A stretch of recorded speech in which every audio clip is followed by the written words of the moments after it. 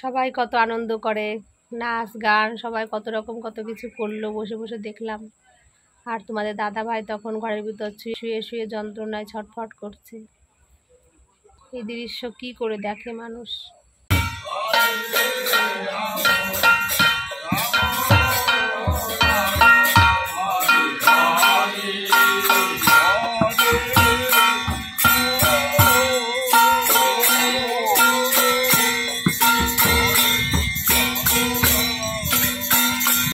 সবাইকে জানাই হ্যাপি হোলির শুভেচ্ছা, ভালোবাসা, অভিনন্দন।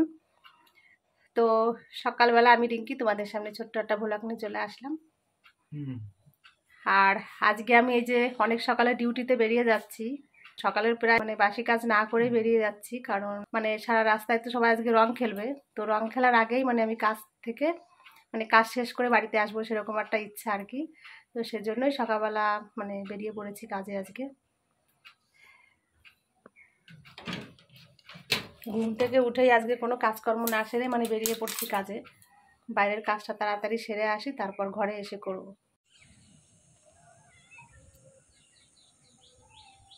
তো এই যে আমি সকাল সকাল বেরিয়ে পড়লাম।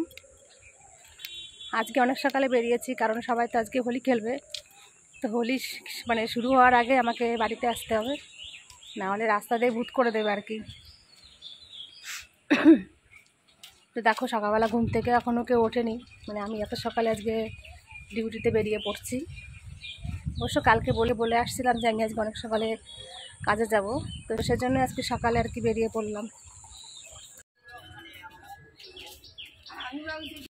এই সবে বাড়িতে আসলাম, এসে তোমাদের দাদাভাইয়ের কাছে আগে এসে বসলাম।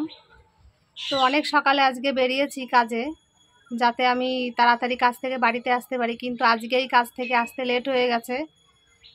দুয়ে বাড়িতে আজকে কাজ ছিল, তারপর মনটা খুব আজকে চঞ্চল ছিল কাজের ফাঁকে। কারণ সকালবেলা আমি আজকে বাসি কাজ বলতে গেলে কিছুই করে যাইনি, তোমাদের দাদাভাইয়ের জন্য টিফিনও করে যাইনি। কাজ করছি, মনের ভিতর শুধু টেনশন, আমি কখন বাড়িতে আসব, কখন তোমাদের দাদাভাইকে কিছু রান্না করে দেব। আমি দেরি হয়ে যাচ্ছে অনেক। তো তোমাদের দাদাভাই তো এখানে ঘুম থেকে উঠে বসে আছে, এখনও তো কিছুই খায়নি, তাই না? খাইছো কিছু? হয়তো বললাম না, কিচ্ছুই খায়নি। এখন আমি এই যে রান্না করব, তারপর তোমাদের দাদাভাইকে খেতে দেবো। আজকে যে কি তাড়াহুড়ো করে কাজ করছি, তবু আজকে লেট হয়ে গেছে। তারপর আস্তে আস্তে এই যে আবির দিয়ে দিল আমাকে। ভাবছি যে রং খেলবো না, আমার জীবন থেকে যখন রঙের সমস্ত কিছুই হারিয়ে যাচ্ছে, তো রং খেলবোই না, সেরকম একটা ইচ্ছা। তো আসলাম, এই যে আমি এখন সবাই প্রভাত ফেরিতে বেরিয়েছে, তখন আমাকে ধরে এই যে রং দিয়ে দিল, আবির আবির দিয়ে দিল আর কি। তো তোমাদের সঙ্গে এখন বেশি আর কথা বলতে পাচ্ছি না, কারণ তোমাদের দাদাভাই অনেকটা দেরি হয়ে গেছে আজকে খেতে খেতে। এখন ফটাফট একটু ওকে রান্না করে দিই, তারপর তোমাদের সঙ্গে পরে কথা বলবো। আর আমিও আজকে খিদেতে আর নড়তেই পারছি না, এরকম অবস্থা হয়েছে আমারও।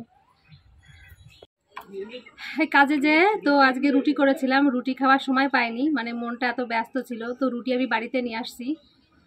এখন তোমাদের দাদাভাইয়ের অনেকটা দেরি হয়ে গেছে খেতে খেতে। ভাবছি এই যে রুটি নিয়ে আসছি, এটা ভালো করে জল দিয়ে চটকিয়ে তারপরে পাতলা করে লিকুইডের মতন করে তোমাদের দাদাভাইকে এখন খেতে দেবো। আর আমি একটু মুড়ি যাই হোক কিছু খেয়ে নেব, ওকে এটা দিয়ে দিই। না হলে এখন আবার টিফিন করতে গেলে অনেকটা দেরি হয়ে যাবে, ডালিয়া করতে গেলেও দেরি হয়ে যাবে। তো এই যে রুটি নিয়ে আসছি, এটা এখন একটু দিয়ে দিই, তাই খেয়ে নিক এখন, তারপর দুপুরবেলা রান্না করবো।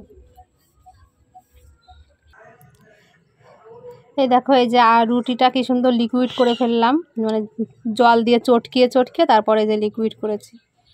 এখন এটা তোমাদের দাদাভাই খেয়ে নিক, আর আমি একটু চা মুড়ি যাই হোক কিছু একটু খেয়ে নিয়ে তারপর রান্না করতে যাব।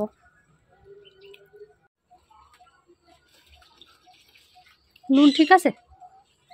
খাও, এরকম পাতলা করে খাও, অসুবিধা হবে না। আমাদের দাদা ভাইয়ের তো খাওয়া হয়ে গেছে, আর আমি এখন একটু চা বানিয়েছি এই যে, আর মুড়ি আর বিস্কুট, এটা হবে আমার সকালের টিফিন। তো আমি এখন এই চা মুড়ি খেয়ে নিই, তারপর ঘরের কাজকর্ম করব। ঘরে অনেক কাজ আছে, সে কাজ দেখলে মাথা খারাপ হয়ে যাবে, যা কাজ আবার ঘরে এখন আছে। তো আমার খিদেও পেয়েছে এখন প্রচুর, তো চা মুড়ি খেয়ে কাজকর্ম করতে শুরু করে দেব।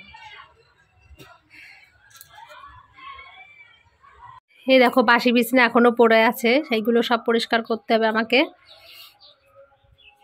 আর এই যে বাসন দেখো, অনেক বাসন আছে, কারণ সকালে মাজতে পারিনি বাসন, আজকে আমি এই সমস্ত পরিষ্কার করতে হবে। রান্নাঘরে প্রচুর কাজ আছে আমার আজকে, সমস্ত কিছু ছড়ানো ছিটানো আছে। তো চা খেয়ে একটু শরীরে জোর বাড়িয়ে নিলাম, এখন এই কাজগুলো করি।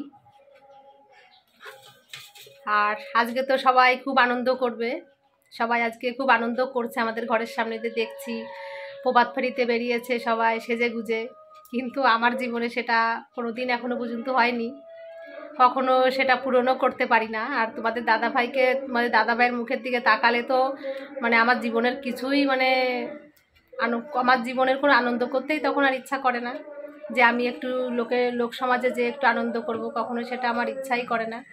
ও যেখানে ঘরে শুয়ে থাকবে, তারপর মন খারাপ করে থাকবে, সেখানে আমি আনন্দ করব, সেটা আমার কখনো ভালো লাগে না।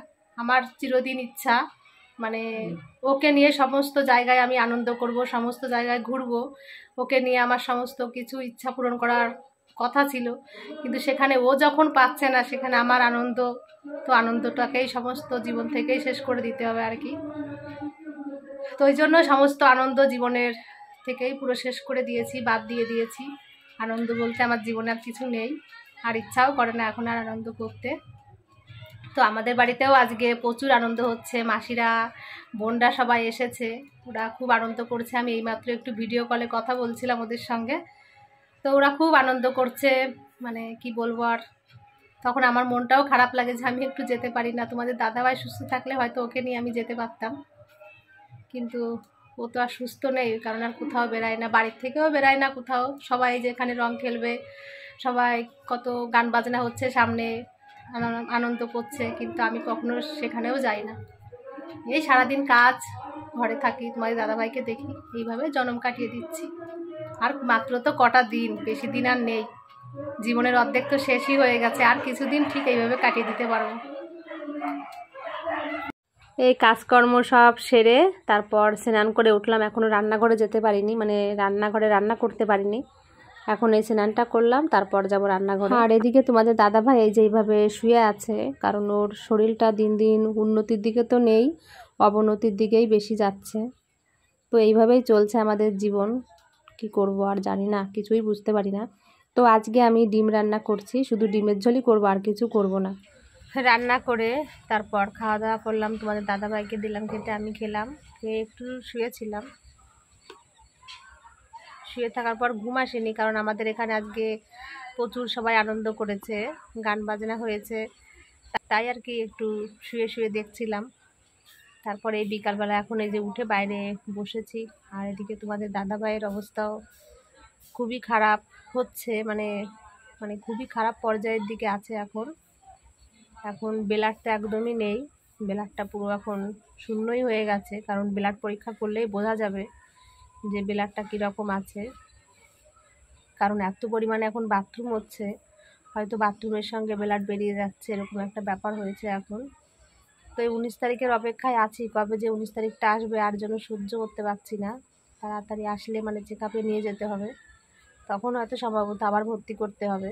যা অবস্থা হয়েছে এখন প্রচুর পরিমাণে বাড়াবাড়ি হয়ে গেছে।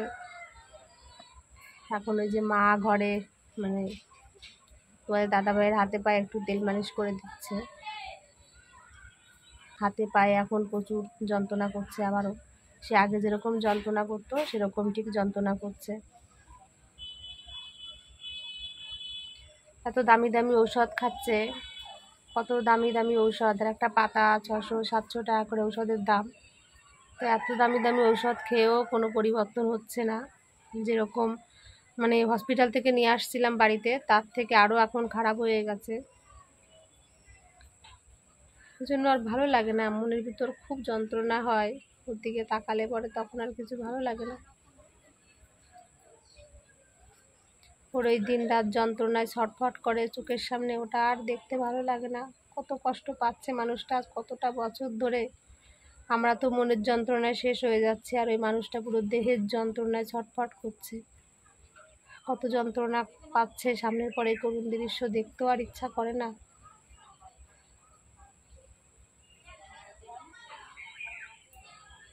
সবাই কত আনন্দ করে, নাচ গান সবাই কত রকম কত কিছু করলো, বসে বসে দেখলাম। আর তোমাদের দাদাভাই তখন ঘরের ভিতর শুয়ে শুয়ে শুয়ে যন্ত্রণায় ছটফট করছে। এই দৃশ্য কি করে দেখে মানুষ। এত পাপ করছি যে পাপের কোনো ক্ষমা নেই আমাদের জন্য।